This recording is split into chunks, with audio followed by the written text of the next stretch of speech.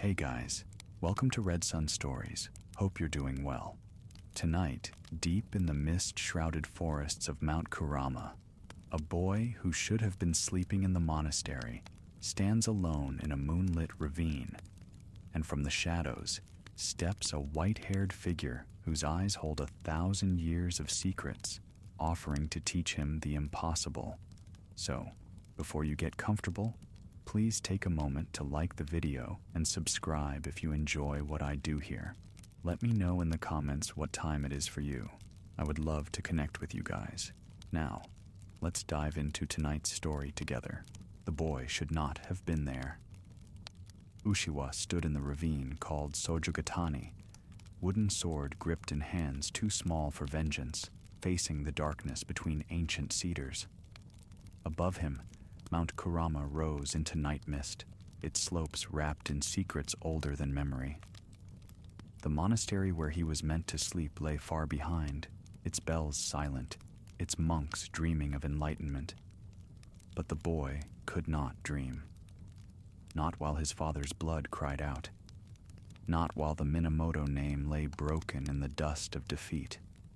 Mist rolled down through the trees like breath from the earth itself, carrying the scent of cedar and stone and something else, something that made the hair rise on his neck. The forest held its breath. Even the insects had gone silent. Then he heard it, the sound of wings, though no bird flew. The air shifted, thickened, became heavy with presence. Moonlight filtering through the canopy caught something moving between the trees, not walking, not quite flying, but flowing like water, finding its path downhill. The shadows parted, and from the darkness stepped a figure that should not exist. He wore the robes of a mountain ascetic, a Yamabushi who had spent lifetimes in these peaks. But no human could stand like that, with such perfect stillness that he seemed part of the mountain itself, as if he had been carved from the same stone that formed Kurama's bones. White hair flowed past his shoulders like waterfall foam catching moonlight. His face was lined with centuries, not years, but centuries, each wrinkle a river carved by time's patient hand. And his eyes held storms that had raged before the first emperor ruled, and silence that predated the first Buddhist temple. The figure's gaze settled on the boy, and Ushiwa felt the weight of it. Assessment, judgment, curiosity, all compressed into a single look that seemed to see through flesh and bone, into the burning core of his spirit. So, the voice resonated like wind through mountain gorges, like thunder echoing in distant valleys. It was not loud, but it filled the ravine completely, as if the trees themselves carried his words. The young Minamoto wishes to learn the way of the sword. It was not a question. Sojobo, king of the Tengu, had been watching for some time. The boy's grip tightened on his wooden practice sword. 7 years old, exiled to a monastery, stripped of his birthright, reduced to prayers and meditation, while his clan's enemies celebrated their victory. But something in him refused to accept that fate. Something burned too bright to be extinguished by monks' robes and incense smoke. "I will become strong," Ushiwa said, his voice steady despite the trembling in his legs. "Strong enough to what?" The Tengu moved, and it was like watching lightning given form. One moment he stood at the edge of the clearing. The next he was before the boy, so close that Ushiwa could see the red tint to his skin, could smell the mountain wind that clung to him like a second robe. To take revenge? To spill blood until your anger is satisfied? To repeat the cycle that brought you here? To restore my clan's honor? The words came out harder than intended, carrying 7 years of grief and rage. Sojobo regarded him in silence. The forest held its breath. Somewhere high above, a hawk cried out. Or perhaps it was something that only resembled a hawk. The sound echoed through the ravine, lonely and fierce, a call that had been answered on this mountain for 1,000 years. "Honor," the Tengu said at last, and something that might have been approval flickered in those ancient eyes.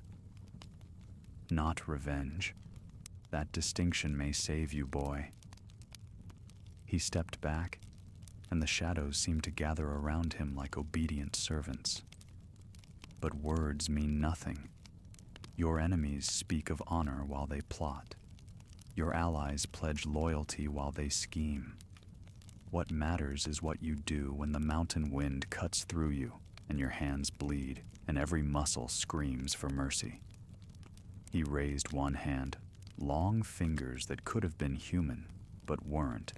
Too perfect, too precise, shaped by forces beyond mortal limitation. "I am Sojobo," he said, though the boy already knew.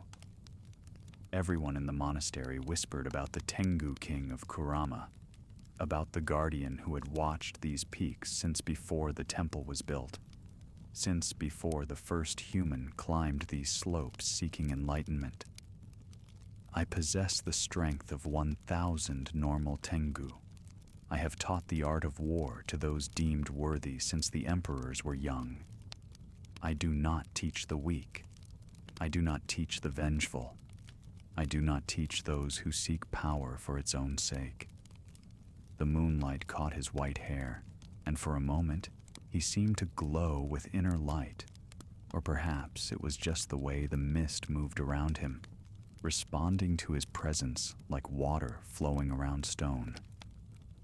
"But I will teach you, Ushiwa, because I have been watching you these 7 years, watching you endure what would break most men, watching you practice in secret while the other boys sleep, watching the fire in your heart that refuses to die." He tilted his head, and the gesture was distinctly inhuman, too sharp, too quick, the movement of a predator assessing prey. "The question is whether you can endure what I will demand." "I can endure anything," the boy said. "No." The word fell like a mountain onto his shoulders. "You cannot. No human can endure what I will put you through. But perhaps you can become something more than human. Perhaps, in the trying, the breaking, the reforging, you can become what your destiny requires." So Jobo turned away, and his robes moved without wind, as if animated by their own will. He began walking toward the deeper part of the ravine, where the trees grew so thick that moonlight could not penetrate, where the mountain's heart beat strongest. "Come," he commanded, without looking back. "Your first lesson begins now. It will not end until dawn, or until you collapse, whichever comes first." And Ushiwa, small and young and burning with purpose, followed the Tengu king into the darkness between ancient trees. The ravine swallowed them both, and the mist closed behind them like a door. High above, on the monastery's highest terrace, an old monk stirred in his sleep and murmured a prayer for the boy who was no longer in his bed. But his words were carried away by the mountain wind, and in the ravine where supernatural and mortal realms touched, the real education of Minamoto no Yoshitsune had begun. The wooden sword felt impossibly heavy in his hands. The night stretched before him like an eternity, and somewhere in the darkness ahead, the white-haired figure moved through shadows like he had been born from them, waiting to see if this small human flame would be kindled into something magnificent or snuffed out entirely by the mountain's merciless testing. Either way, the Tengu would watch. That was his nature.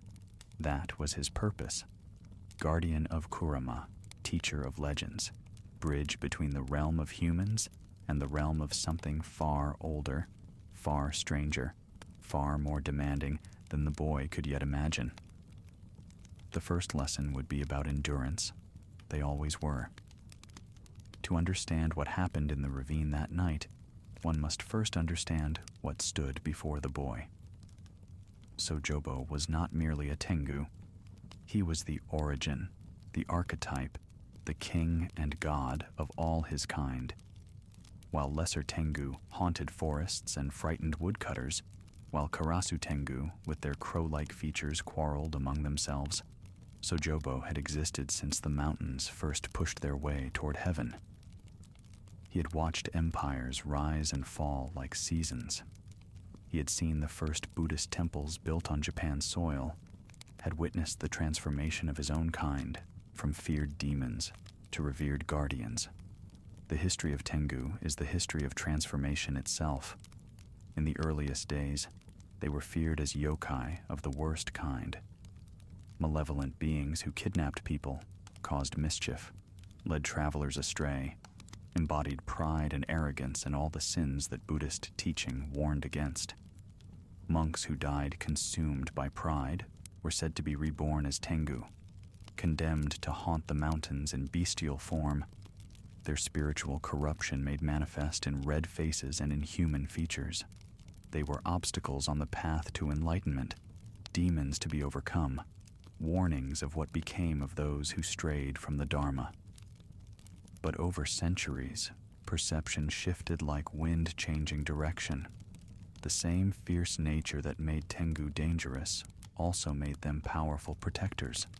Their pride transformed into dignity, their trickery into testing, their violence into fierce justice.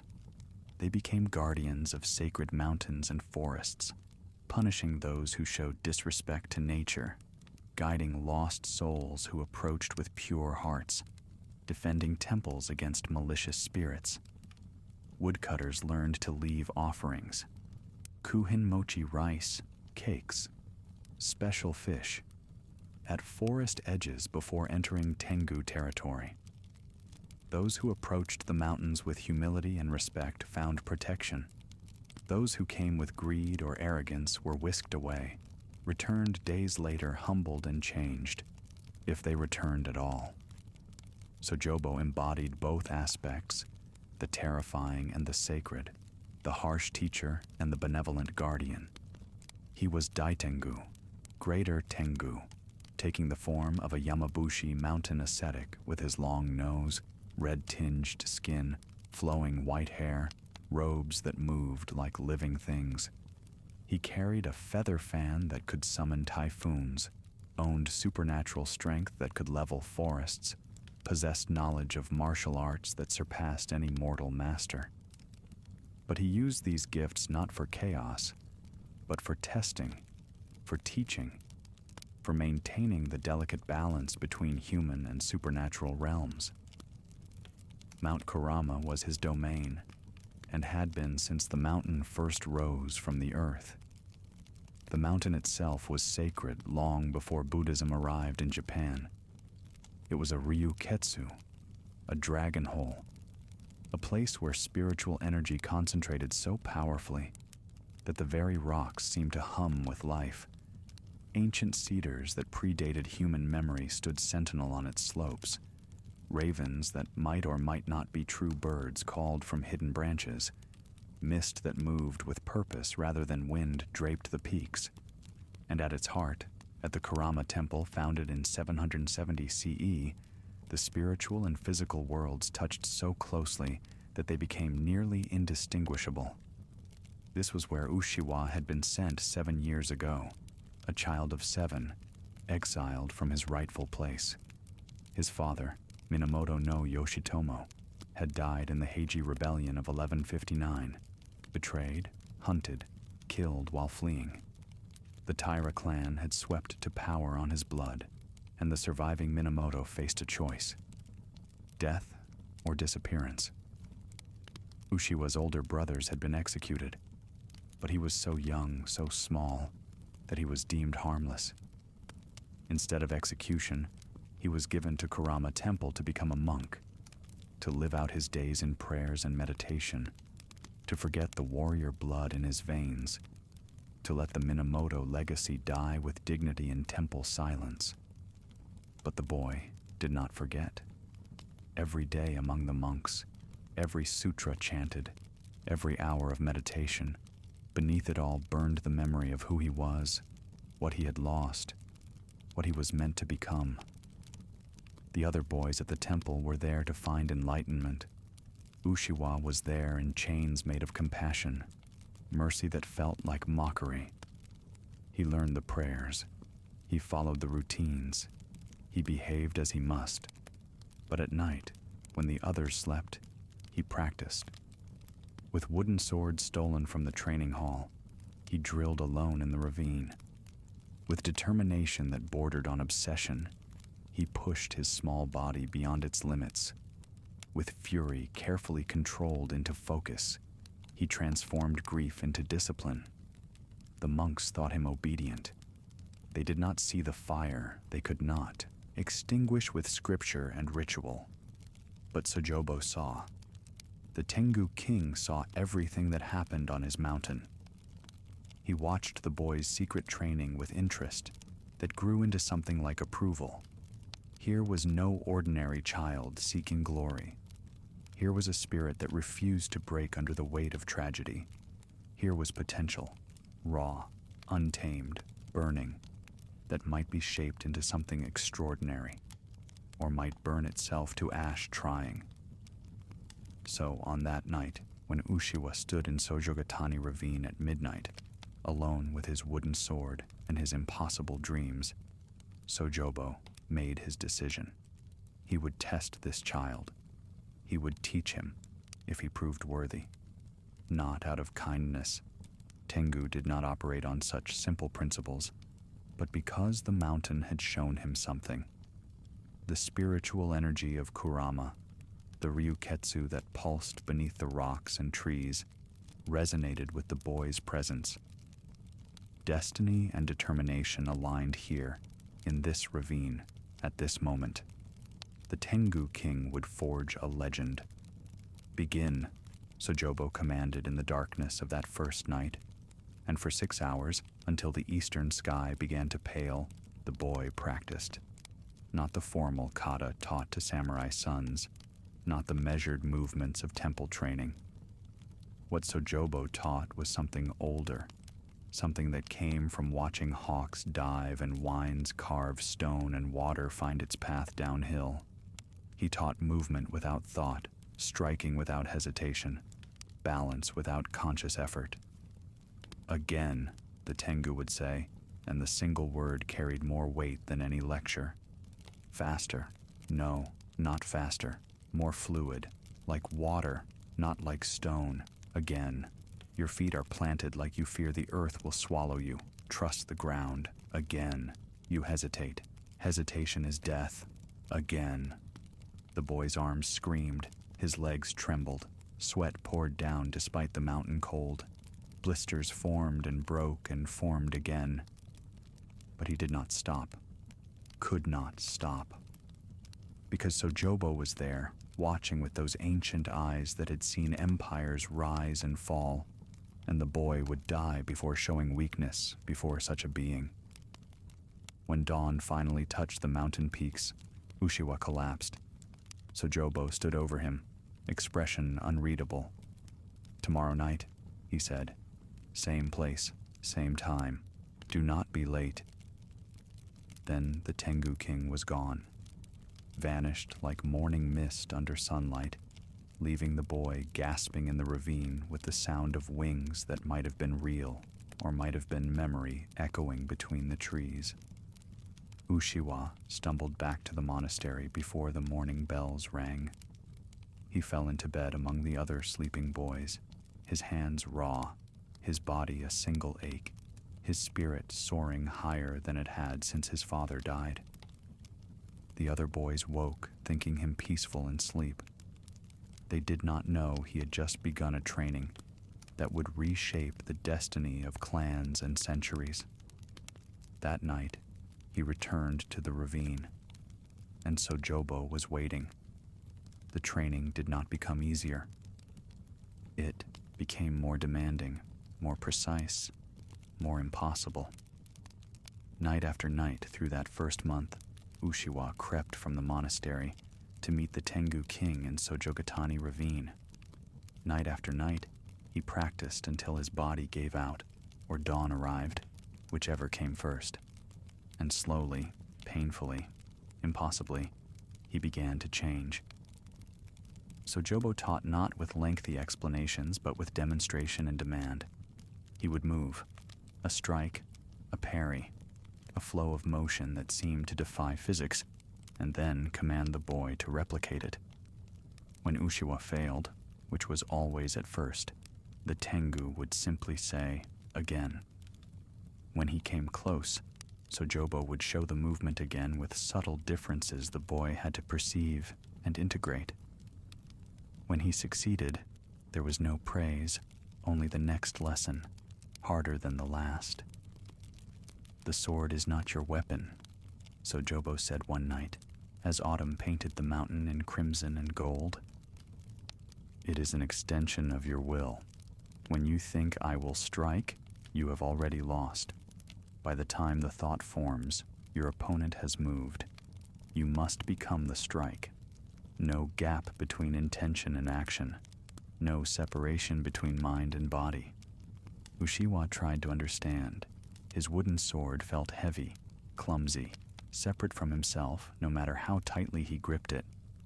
"Close your eyes," the Tengu commanded.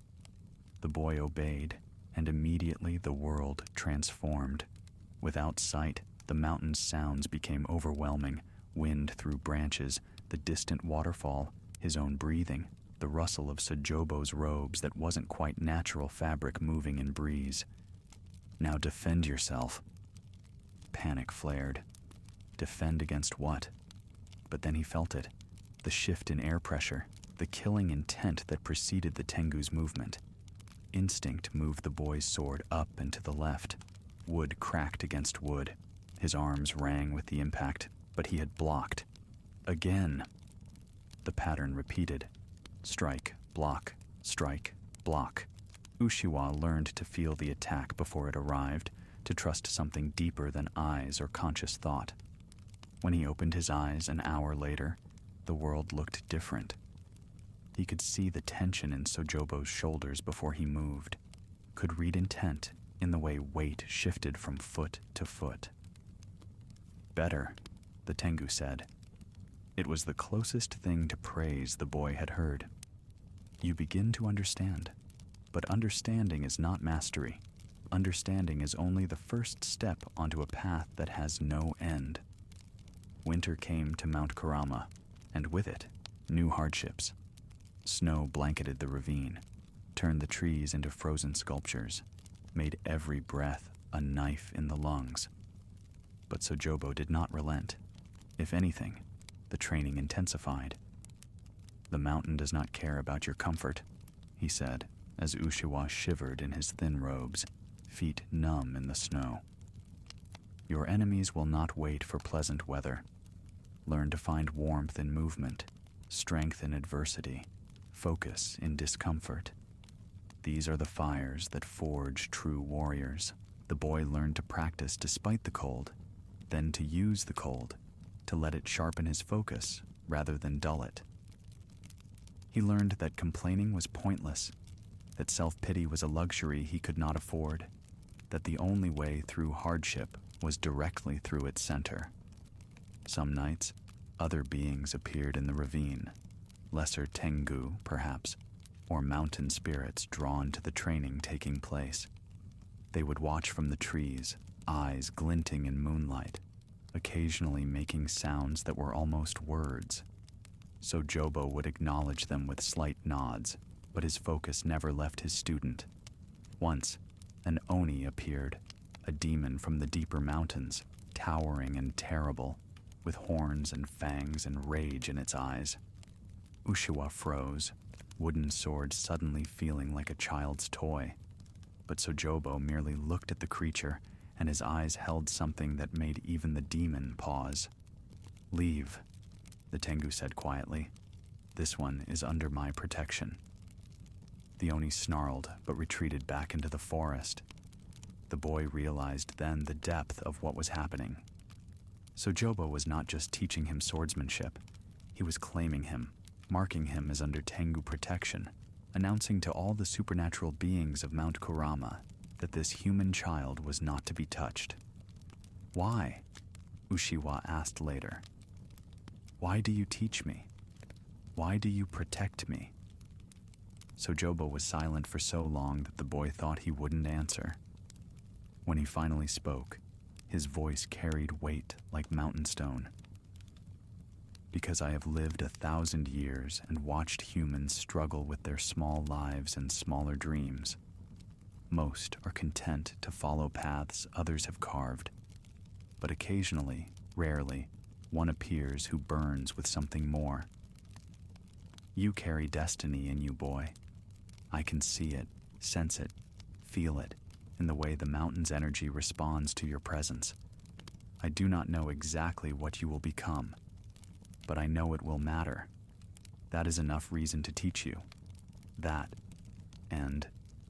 He paused. "I am curious. I have taught others over the centuries, but you have something different. Whether it is enough remains to be seen." Spring arrived like a whisper, snow melting into streams, cherry blossoms painting the lower slopes, life returning to the mountain in 10,000 small resurrections. Uchiwa had been training for 6 months. He was 8 years old. His body had changed. Lean muscle where there had been childhood softness, calluses where there had been tender skin, a grace in his movements that made the monastery's monks pause and wonder. Sojobo introduced new elements to the training. Agility drills through the forest, leaping from branch to branch with wooden sword in hand. Balance exercises on logs spanning the ravine stream. Meditation, not in stillness, but in continuous motion, learning to find the quiet center, even while the body fought and struggled. "A warrior who cannot move is already dead," the Tengu said. "Your enemies will outnumber you. They will surround you. You must become like wind, impossible to pin down, flowing around obstacles, striking from unexpected angles. The Taira samurai train to fight in formation, to move like a wall of armored stone. You will learn to be what stone cannot catch." The boy practiced moving through the forest like the Tengu themselves moved, with impossible lightness, touching branches without bending them, leaving no trace in mud or snow. At first, it seemed impossible. Humans were not built for such movement, but Sojobo showed him the principles, distributing weight precisely, using momentum rather than fighting it, trusting the path before conscious thought could intervene. "When you leap," the Tengu demonstrated, flowing from ground to branch 10 feet high as if gravity were merely a suggestion. "Do not think, I will jump to that branch. See yourself already there. Your body will find the way." Months became a year became 2.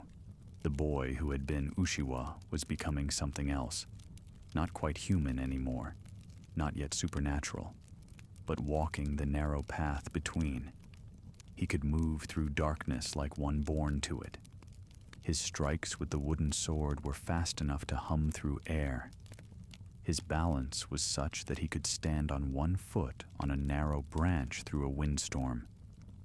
His senses had sharpened until he could feel presence before seeing it, could read intent in the smallest physical tell. But Sojobo taught more than physical technique. "Tell me," the Tengu said one night when Uchiwa was 10, "why do you train?" "To restore my clan's honor," the boy answered immediately. "To defeat the Taira and avenge my father." "No," the words stopped him cold. "That is what you think you train for. But revenge is hollow. Honor is a word men hide behind to justify violence. I ask you again, why do you train?" Uchiwa thought harder. 2 years under Sojobo's instruction had taught him that simple answers were rarely true answers. "To become strong?" he tried. "Strength without purpose is merely brutality." Again. The boy struggled. He thought of his father, killed while fleeing. His brothers executed, his clan scattered and broken, the monastery where he lived in disguise, the night training that had become the center of his existence. To become what I was meant to be. Sojobo's expression shifted slightly. Not quite approval, but acknowledgement. Closer. You train because you must. Because something in you recognizes that this path, this discipline, this transformation is your true nature. Not revenge, not honor, not even strength, but becoming. The sword is merely the method. What matters is what you forge within yourself. He moved closer, and his ancient eyes held the boy's gaze with uncomfortable intensity. The Tyra clan is powerful. Your father's killers are numerous and well-armed. Even with my teaching, you may fail when the time comes for battle. You may die trying to reclaim what was taken. But if you train only for revenge, you will definitely fail. Because revenge makes you rigid, predictable, blind to opportunity. It makes you the thing you hate. Then what should I train for? Uchiwa asked.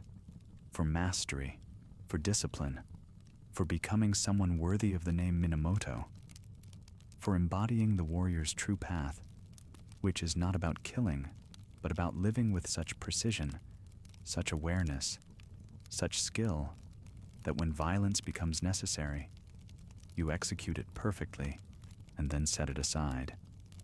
The Tengu's voice dropped lower. I have watched humans make war for 1,000 years. The ones who fight for revenge die badly. The ones who fight for honor often cause more suffering than they prevent. But the ones who fight because it is their duty, their destiny, their nature, and who set down their swords the moment the fighting ends, those are the ones legends remember with respect. The lesson sank into Uchiwa's bones like the mountain cold, like the endless practice, like every drop of sweat and blood he had shed in this ravine. His understanding shifted. He was not training to kill his father's enemies.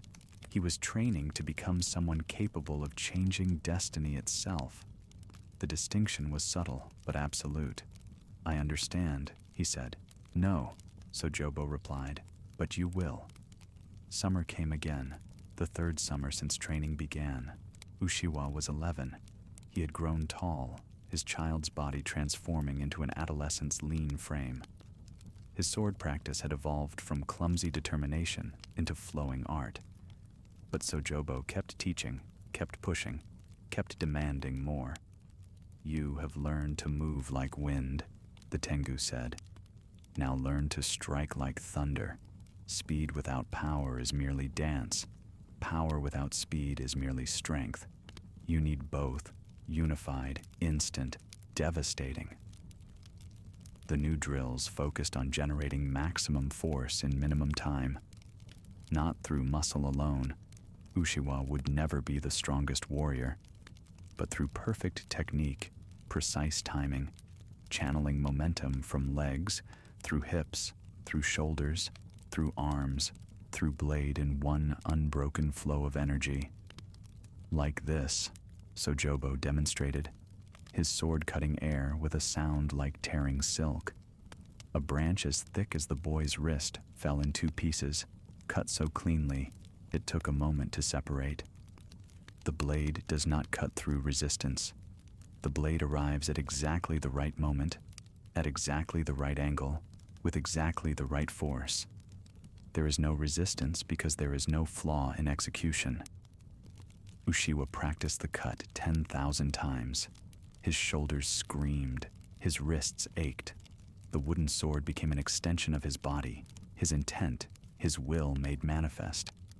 And slowly, impossibly, branches began to fall when he struck them.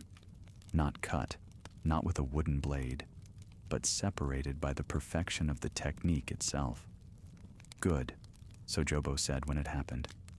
You are beginning to touch the truth. The blade is not what cuts. The warrior's spirit cuts. The blade is merely the path the spirit follows into the physical world. At night after training, the boy would lie in his bed at the monastery, body exhausted, mind racing. The other boys snored around him, innocent in sleep, dreaming of enlightenment and temple service. But Ushiwa dwelled in two worlds now, the mundane world of prayers and rice and robes, and the supernatural world of the mountain's heart, where a Tengu king taught impossible things to a child who would not stay broken. He was 12 when Sojobo revealed a new dimension to the training. "You have learned the physical art," the Tengu said. "Your body moves well. Your strikes are swift and sure. Your balance is excellent. But the greatest warriors do not fight with body alone. They fight with spirit, with presence, with the force of their being projected into the world.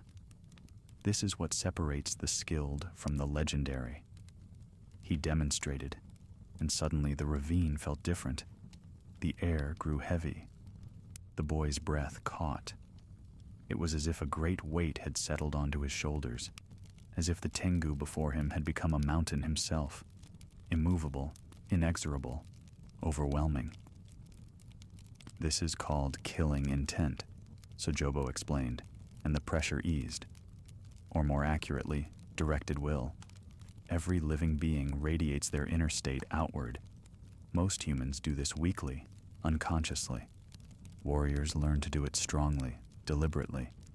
When facing an enemy, you project your spirit at them like a blade. Lesser opponents freeze. Stronger ones are forced to acknowledge your presence. The greatest respond in kind, and the battle is half fought before swords even meet. Ushiwa tried to replicate it.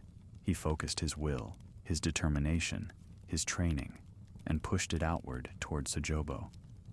The Tengu didn't even blink. "Pathetic," he said, but not unkindly.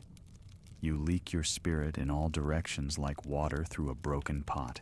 Consolidate it, focus it, make it a spear point, not a puddle." The training became internal as well as external, learning to sense his own spiritual energy, to gather it in his center, to project it with precision. Days of meditation blended with nights of physical practice. The boundary between martial art and spiritual discipline dissolved entirely. Years passed like seasons, like the turning of leaves, like water flowing downhill, inevitable, transformative, constant. Ushiwa was 13, then 14. His reputation at the monastery had become strange. The monks noticed his unusual grace, his preternatural awareness, the way he seemed to glide rather than walk. Some whispered that he was touched by the mountain spirits. They were more right than they knew. But Sojobo's teaching continued, relentless and uncompromising.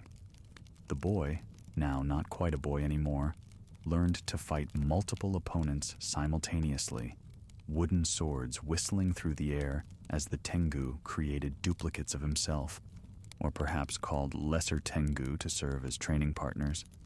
He learned to maintain calm in chaos, to process multiple threats at once, to trust his training when conscious thought became too slow. He learned the secret histories of great battles, heard Sojobo's first-hand accounts of legendary warriors and their techniques, discovered that much of what samurai taught as traditional was actually recently invented, while the true ancient arts had been preserved only in places like this, on sacred mountains where supernatural teachers remembered what humans forgot. He learned humility through constant defeat, for no matter how skilled he became, Sojobo could always surpass him effortlessly. He learned perseverance through impossible demands. He learned wisdom through questions that had no single answer. He learned discipline through repetition that bordered on meditation.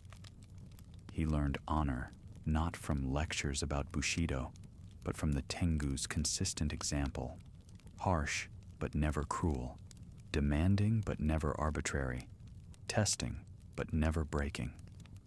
And in the 4th year of training, when Ushiwa was 15, Sojobo delivered the lesson that would define everything that followed. "Tell me your name," the Tengu said one night. "Ushiwa," the boy answered. "No, tell me your true name." The boy hesitated. At the monastery, he was known only by his Buddhist name. His true identity was hidden, protected, secret. But here, in the ravine where he had spent 4 years learning to become extraordinary, the lie felt impossible to maintain. "Minamoto no Yoshitsune," he whispered. The name he had been born with, the name he was denied, the name that carried the weight of clan and destiny and everything taken from him. Sojobo nodded slowly. "Yes, you are the son of Yoshitomo, last hope of the Minamoto, rightful heir to a legacy that stretches back through generations of warriors. Your father was betrayed and killed. Your brothers were executed. Your clan was scattered, and you were exiled here to this mountain, supposedly to live out your days in peace and obscurity." Each word landed like a stone. Yoshitsune had known these facts, but hearing them spoken aloud by the ancient being who had taught him for 4 years gave them new weight. "The Taira clan believes you are no threat," Sojobo continued. "They think you are just another monk in training, your warrior spirit broken by temple life. They are wrong. What I have taught you these 4 years has made you dangerous, not just skilled, dangerous. You move like Tengu. You strike with precision beyond human. Your spirit radiates trained will. When you return to the mortal world's conflicts, you will be unlike anything the Taira have faced." "Then the training is complete?" Yoshitsune asked, hope and dread mixing in his chest. "No."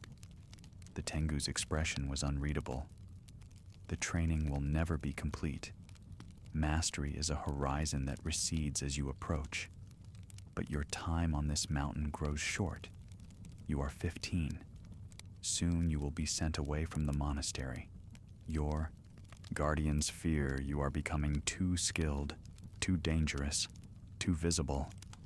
The Taira clan's attention may turn toward you. So you will be sent to other temples, to other exiles, eventually to those who can use your skills." He stepped closer, and his ancient eyes held the boy's with an intensity that made Yoshitsune's breath catch. "When that time comes, you will face a choice. Use what I have taught you for revenge. Cut down your father's killers one by one. Let rage guide your blade. Become the thing the Taira feared you might be. Or use what I have taught you for something greater. Become the warrior your clan needs, the ally your friends require, the legend that changes history. The first path leads to death, yours and many others, and bitter satisfaction at best. The second leads to something more, something worthy of the training you have endured. Which should I choose?" Yoshitsune asked. Sojobo smiled, and it was the first time the boy had seen such an expression on the Tengu's face. Not cruel, not amused, but filled with something almost tender, almost proud.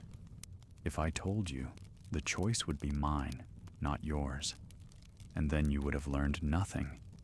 You must decide, when the moment comes, what kind of warrior you will be. I have given you the skills. How you use them will reveal who you truly are." The training continued for 1 more year. In that final year, everything Yoshitsune had learned crystallized into something approaching mastery. His movements were fluid as water, swift as wind. His strikes were thunder made manifest. His presence could fill a space or vanish entirely as needed. He had become something unique. A warrior trained not by human masters, but by the supernatural king of Mount Kurama, carrying techniques and understanding that existed nowhere else in the world. And then, as Sojobo had predicted, his time at the temple ended. On the last night before Yoshitsune was to leave Mount Kurama, transferred to another monastery, as the monks feared his growing reputation, he made his way one final time to Sojogatani Ravine. The moon was full, painting the forest silver in shadow. Mist rolled through the trees like living things, and there, as he had been every night for 7 years, stood Sojobo. The Tengu king looked unchanged, ageless, eternal, as if time flowed around him rather than through him. His white hair caught moonlight. His yamabushi robes moved with wind that touched only him. His eyes held the same ancient wisdom they had held when Yoshitsune was 7 and small and burning with grief and rage. But the boy had changed. At 16, he stood tall and lean, body shaped by 7 years of impossible training, movements marked by grace that seemed almost supernatural. The wooden sword in his hand was an extension of his will.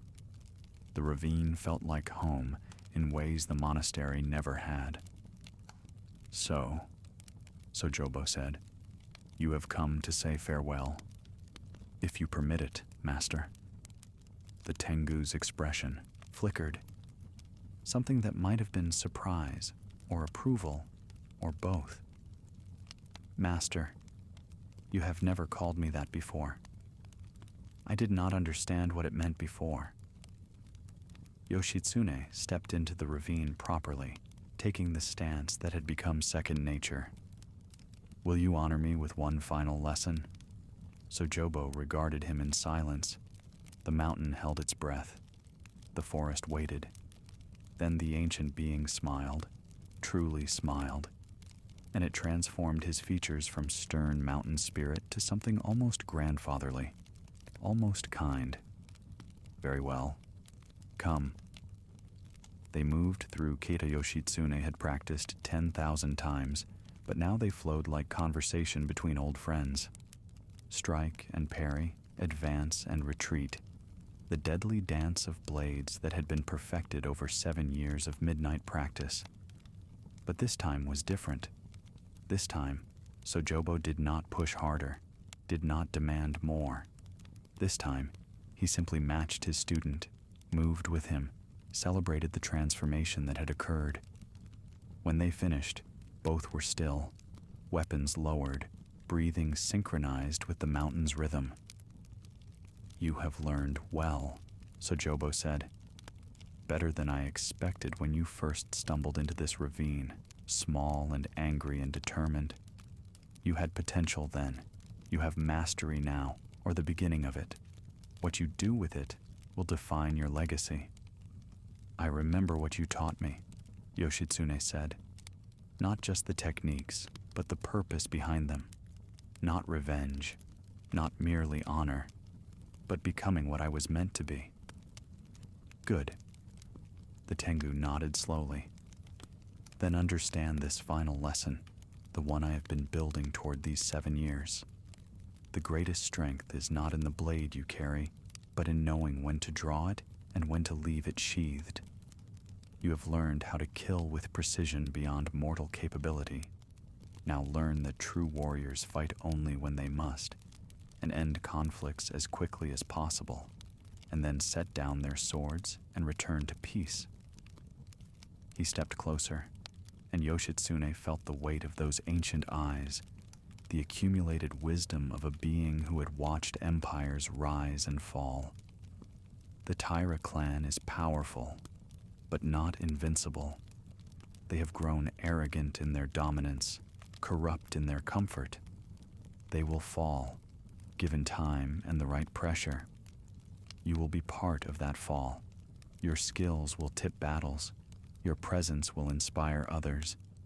Your name will become a rallying point for those who remember the Minamoto glory. This is your destiny, and I have prepared you for it. But, Sojobo raised one hand, forestalling interruption. But destiny is not the same as victory. The path ahead is treacherous.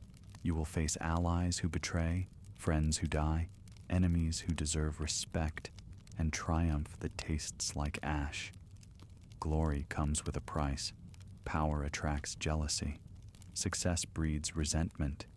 You will restore your clan only to find that restoration brings its own struggles. The words settled onto Yoshitsune's shoulders like prophecy, like warning, like the weight of mountains. When that time comes, when you have achieved what you set out to do, when your father is avenged and your clan restored, and your name is legend, remember this mountain.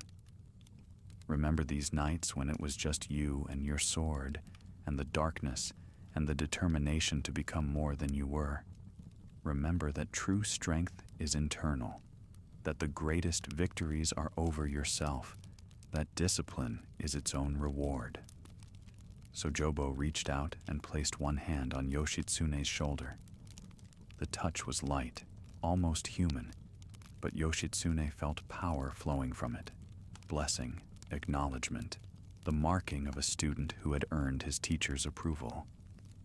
You trained where few humans have trained. You learned from one who has lived since mountains were young. You have become something unique, a warrior who bridges mortal and supernatural. Human technique elevated by Tengu understanding. This is my gift to you. Use it wisely.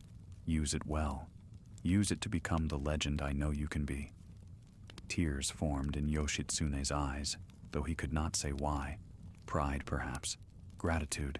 Grief at leaving. All three at once. He bowed deeply in the formal style of student to master and held the position longer than protocol required. When he straightened, Sojobo had stepped back into shadow. Go now, the Tengu said, his voice already fading, becoming one with the wind through cedars. Your destiny awaits in the mortal realm, but know that this mountain remains. Should you need guidance, should you need reminder of who you truly are, Mount Kurama will always welcome its student, and I will always be watching. The mist thickened, moonlight dimmed. When it cleared, Yoshitsune stood alone in the ravine, but he did not feel alone. The mountain's presence surrounded him, the ancient cedars standing witness, the ravine holding echoes of 7 years' practice, the spiritual energy of the Ryuketsu flowing beneath his feet. Sojobo was gone, but his teaching remained, carved into Yoshitsune's muscle memory, his understanding, his spirit. The boy, no longer quite a boy, walked back to the monastery one final time. In the morning, he would leave. He would be transferred to another temple, then another, eventually making his way into the conflicts that would reshape Japan. He would meet his older half-brother Yoritomo, help raise an army, learn politics alongside warfare, become Minamoto no Yoshitsune, the legendary warrior, rather than Ushiwa, the exiled child. But that night, his last night on Mount Kurama, he lay in his bed among sleeping monks and remembered every lesson. The first awkward attempts with the wooden sword, the hours of practice until dawn, the harsh winters and humid summers, the impossible demands and gradual improvement, the moments of insight when technique suddenly made sense, the spiritual teachings woven through physical training, and above all, the ancient, white-haired figure who had chosen to teach him, to guide him, to transform him from broken exile into warrior legend. 7 years. 7 years of midnight training with the king of Tengu. 7 years that would shape the rest of his life and change the course of history. In the morning, Yoshitsune left Mount Kurama. The monastery grew smaller behind him as he descended the mountain path. But with every step, he carried the training, the wisdom, the transformation. He was no longer the child who had arrived here at 7, desperate and grieving. He was a weapon forged by supernatural fire, a warrior taught by beings beyond mortality, a legend waiting to be written in steel and blood and destiny. and so began the career of Minamoto no Yoshitsune, the warrior so skilled that enemies believed he must have been trained by Tengu. They were right, though they could not imagine how literally true their words were. In the years that followed, he would demonstrate abilities that seemed impossible, leaping between boats at the Battle of Yashima with agility that defied physics, defeating the legendary warrior Benkei with technique beyond mortal teaching, leading cavalry charges that broke enemy formations like water-breaking stone, moving through combat with precision that seemed prescient, supernatural, divine. Those who fought beside him swore he could fly, could move faster than sight could follow, could appear behind enemies without passing through the space between. The Taira clan, mighty and numerous, fell before his blade like wheat before the scythe. The Genpei War, which would establish the Kamakura shogunate and reshape Japan's power structure, turned on battles where Yoshitsune's presence made the impossible real. Historians would debate whether the legends were exaggerated. Poets would immortalize his achievements in verse. Warriors would attempt to learn his techniques and find them impossible to replicate. But those who knew, who understood, who studied the legends carefully, recognized the truth. Yoshitsune had been taught by Sojobo, king of the Tengu, for 7 years on Mount Kurama. Everything that followed was the result of that teaching. On Mount Kurama itself, the legend took root and grew. Sojogatani Ravine, where Yoshitsune had trained, became sacred ground. Pilgrims visited seeking blessing. Warriors came hoping to catch a glimpse of the Tengu king, hoping to be tested and trained as the legendary Yoshitsune had been. Few were chosen. The mountain was selective, its guardian careful, but the place remained charged with spiritual energy, with possibility, with the memory of transformation that had occurred there. Centuries later, in the 1920s, Morihei Ueshiba, founder of Aikido, himself a warrior seeking to understand the deeper principles of martial arts, would bring students to Mount Kurama for week-long ascetic retreats. They would train in the ravine, meditate in the forests, sleep in the cold temple buildings, push themselves beyond normal limits. And Ueshiba would remind them, "You are training where Sojobo taught Ushiwa 850 years ago. Feel that history, feel that presence, let it guide your practice." The students would train, and in the quiet moments between exercises, in the mist rolling through ancient trees, in the weight of centuries pressing down on sacred ground, they would sometimes feel it, a presence, watching, testing, judging, and they would understand, in ways words could not capture, that Mount Kurama remained what it had always been, a place where human and supernatural touched, where discipline could transform into transcendence, where worthy students might learn from teachers beyond mortality. The legacy of Sojobo's teachings spread beyond Yoshitsune. The principles of moving like wind, striking like thunder, projecting spirit as weapon, finding balance between martial skill and spiritual wisdom. These became foundations of Japanese martial arts philosophy. Every sensei who taught students to trust intuition over thought, to unify mind and body, to see combat as meditation in motion, was echoing lessons first taught by a white-haired Tengu to an exiled boy in a moonlit ravine. But Yoshitsune remained the exemplar, the proof that the impossible could be achieved through discipline and supernatural guidance. His victories in battle demonstrated what humans could become when taught by those beyond human limitation. His tragic end, dying young, betrayed by his own half-brother despite his loyal service, demonstrated the truth of Sojobo's warnings about glory and power and jealousy. And his enduring legend proved that some stories, some transformations, some achievements were so extraordinary that they resonated through centuries, becoming myths that carried truth deeper than mere history. Today, Mount Kurama still rises above Kyoto, its slopes covered in cedar forests, its peaks wrapped in mist and mystery. Kurama Temple still stands, welcoming pilgrims seeking enlightenment. Sojogatani Ravine still echoes with the sound of waterfalls and wind through trees. And if you go there, quietly, respectfully, with pure heart and humble spirit, you might feel it. The presence, the watching, the sense that something ancient and powerful still guards this mountain, still tests those who come seeking transformation, still remembers the nights when a white-haired figure taught impossible techniques to a boy who would become legend. Sojobo, king of the Tengu, remains. Not visible to casual eyes, not available to the unworthy, but present nonetheless. The mountain is his domain. The forest is his temple. The wind carries his voice for those who know how to listen. And the training continues, in subtle ways, for those rare individuals who demonstrate the determination, discipline, and spirit necessary to catch his attention.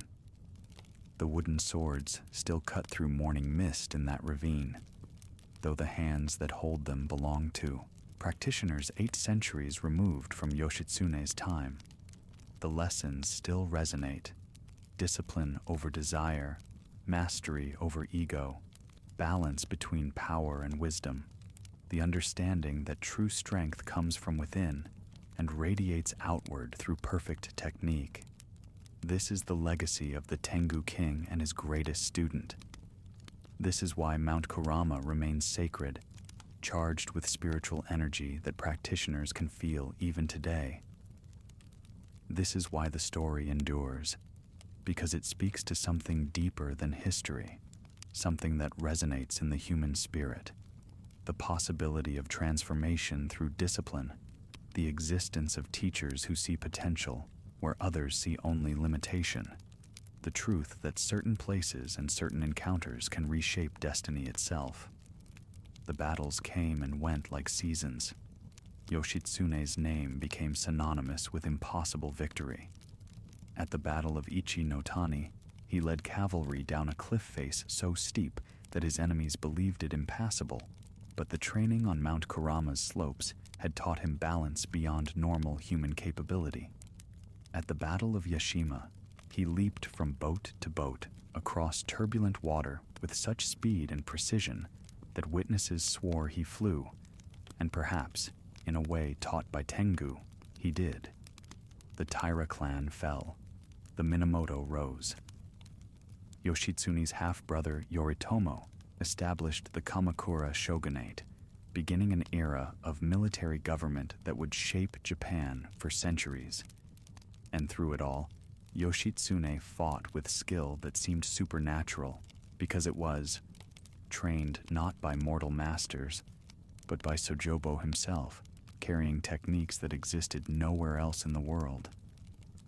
But Sojobo had warned him, glory comes with a price. Success breeds jealousy. And so it proved. Yoritomo, despite owing his victories to his younger brother's military genius, grew suspicious of Yoshitsune's fame, fearful of his popularity among warriors, jealous of the songs sung about his impossible achievements. Politics and paranoia twisted brotherly bonds into enmity. Allies became enemies.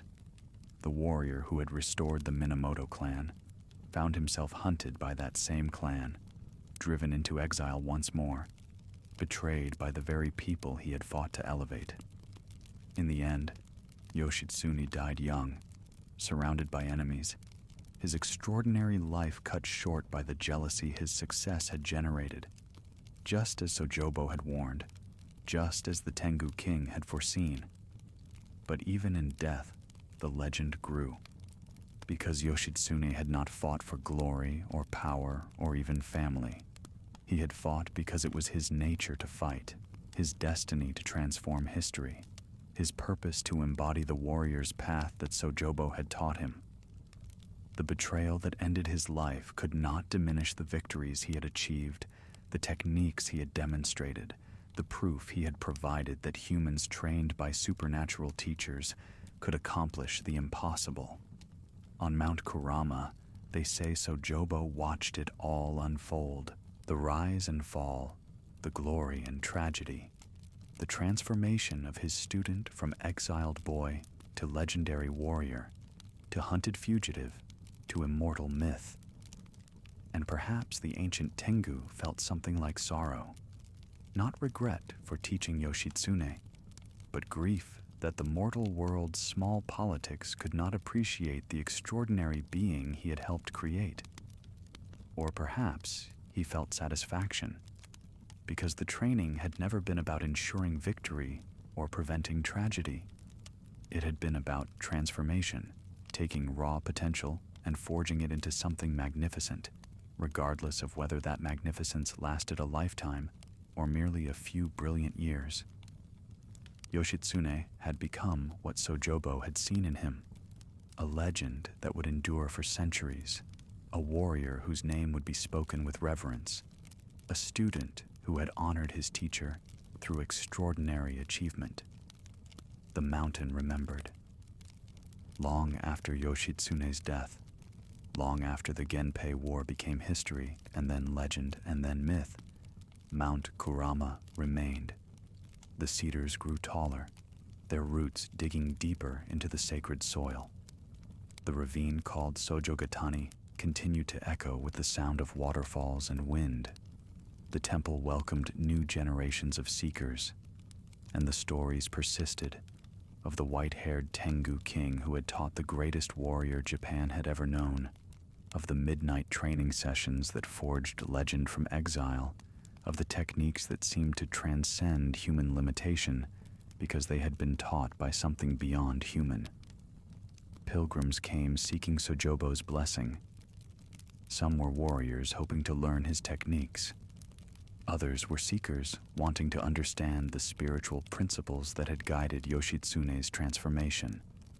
Still others simply wished to stand where the legend had occurred, to breathe the mountain air that Yoshitsune had breathed, to touch the trees that had witnessed his training, to feel the presence that might still watch from the shadows between ancient cedars. Most found only silence. The mountain kept its secrets.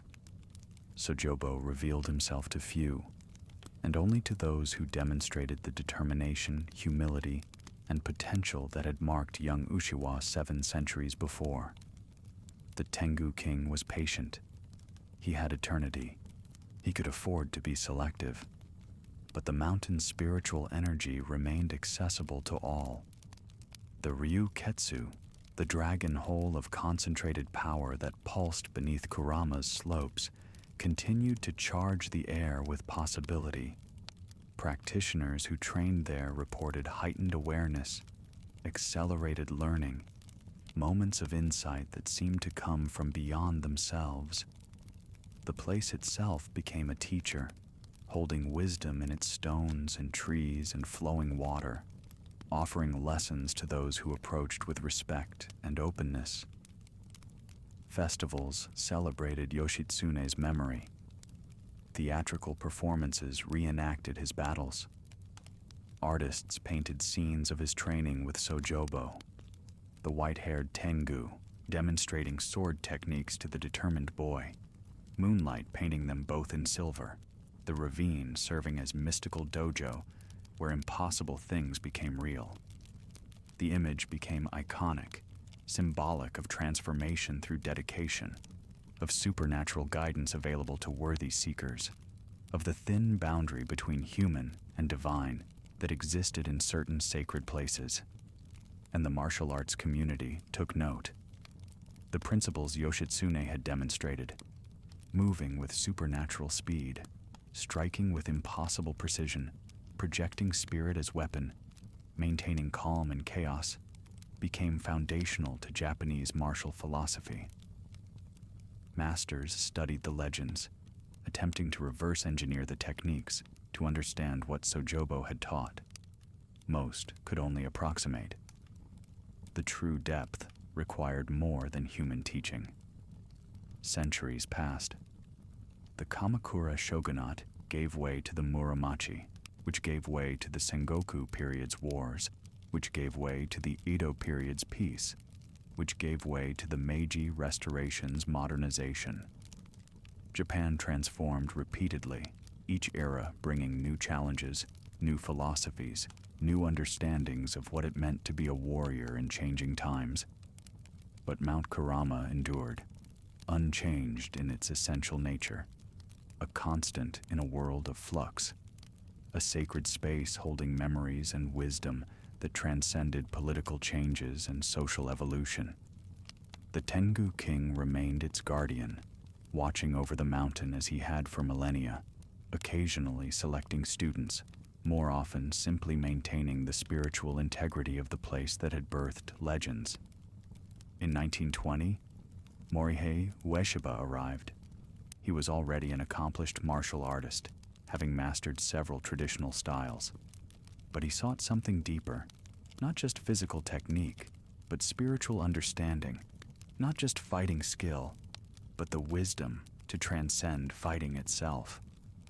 He had heard the legends of Mount Kurama, of Sojobo and Yoshitsune, of transformation through mountain discipline, and something in him recognized that these stories held truth he needed to learn. Ueshiba brought students to Kurama for week-long retreats. They trained in the ravine where Yoshitsune had trained 760 years earlier.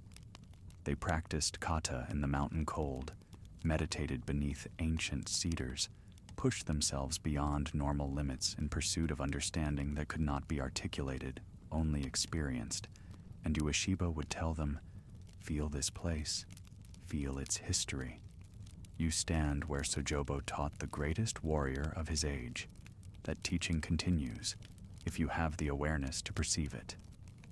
The students trained, and through their training, they began to understand. Not intellectually, the understanding came in their bodies, in moments when technique suddenly flowed perfectly, when balance became effortless, when the boundary between self and opponent dissolved into unified movement. They were not being taught by Sojobo directly, as Yoshitsune had been, but they were learning from the mountain itself, from the spiritual energy that saturated this place, from the accumulated wisdom of centuries of practice performed on sacred ground. Ueshiba used these retreats to develop the principles that would become Aikido, the art of harmonious energy, of redirecting rather than opposing force, of achieving victory without violence when possible, and minimal necessary force when violence became unavoidable.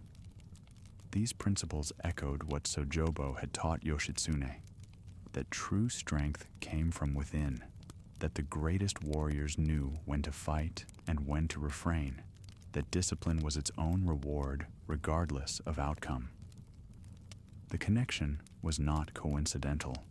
Mount Kurama had shaped Yoshitsune's understanding of the warrior's path, and through the legends of that shaping, it continued to influence martial artists centuries later.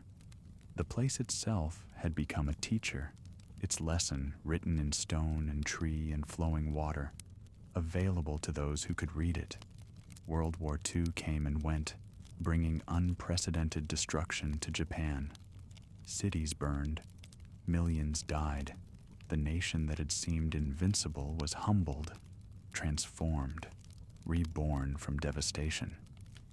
But Mount Kurama stood untouched, its forests intact, its spiritual energy undimmed. When the soldiers returned home seeking meaning in the chaos, many came to places like Kurama, seeking the ancient wisdom that had endured when modern certainties collapsed. The post-war years brought new seekers, not warriors preparing for battle, but individuals seeking personal transformation, spiritual understanding, connection to something larger than themselves. They climbed the mountain paths, visited the temple, stood in the ravine, and felt the weight of history pressing down like atmospheric pressure before a storm. Some experienced profound insights, others simply felt peace. All left changed in subtle ways, carrying something of the mountain back with them into ordinary life. The 20th century became the 21st. Technology transformed daily life beyond recognition. The internet connected the world. Ancient traditions seemed increasingly irrelevant to modern existence. Yet Mount Kurama's appeal only grew.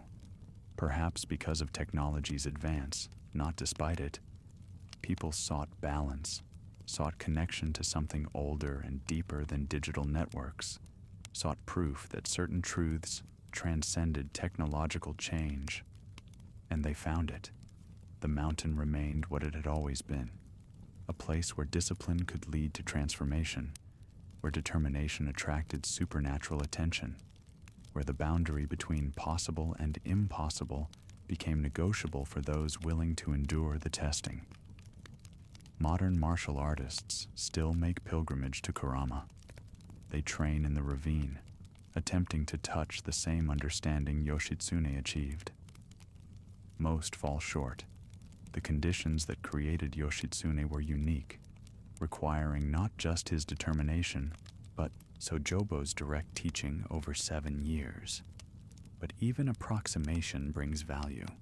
Even training where legends trained carries power, creates connection, offers lessons that cannot be learned elsewhere. Scholars study the Yoshitsune legends, attempting to separate historical fact from supernatural embellishment.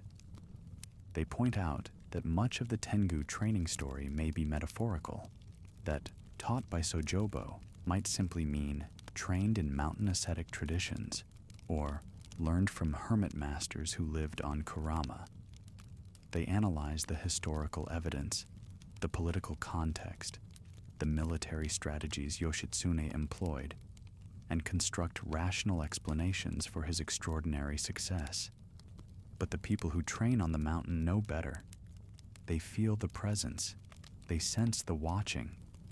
They experience moments when technique flows impossibly well, when awareness expands beyond normal limits, when something guides their practice that has no rational explanation.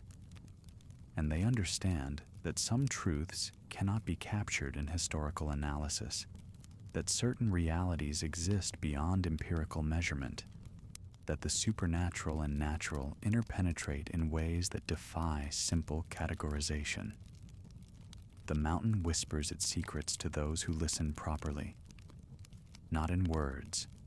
Sojobo is not one for lengthy speeches, and mountains speak in languages older than human speech, but in the wind through cedars that sounds almost like instruction, in the way moonlight falls across the ravine at certain times, illuminating the training ground where Yoshitsune once practiced, in the sudden awareness that comes during meditation, the insight that arrives unbidden, the moment when everything clicks into place without conscious effort. This is how the teaching continues. Subtly, selectively. The mountain and its guardian offer lessons to those ready to receive them, not through direct supernatural intervention as with Yoshitsune, but through creating conditions where transformation becomes possible for those willing to do the work.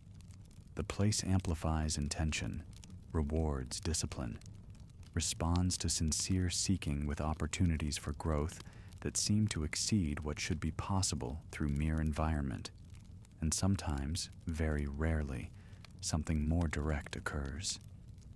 A practitioner training alone in the ravine at midnight might glimpse a figure in the mist, white-haired, ageless, watching with eyes that have seen empires rise and fall. A warrior pushing past exhaustion might feel a hand on their shoulder, steadying them, though no one else is present. A student struggling with technique might suddenly understand, as if knowledge had been placed directly into their mind by something beyond themselves. These experiences are not common. They are not reliable. They cannot be forced or predicted.